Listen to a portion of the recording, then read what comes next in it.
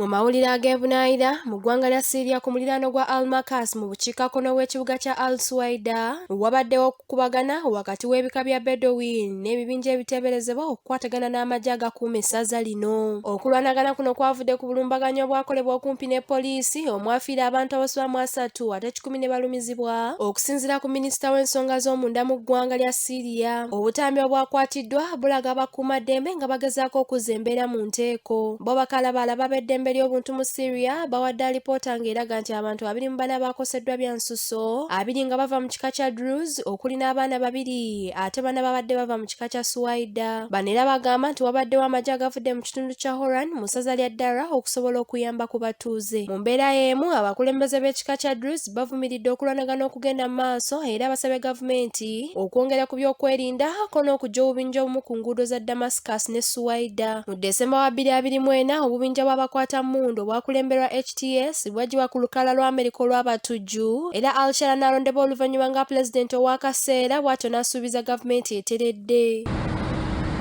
Ate yo mu kibuga kya London mu Bungereza poliisi eyimiriza enguudo eziva n'ezigenda ku kisaawe ky'ennyonyi ekimanyiddwa nga London Southend Airport oluvannyuma lw'okugwa kw'ennyonyi ya B200 Super King bwe yabadde esituka okuva mu Essex.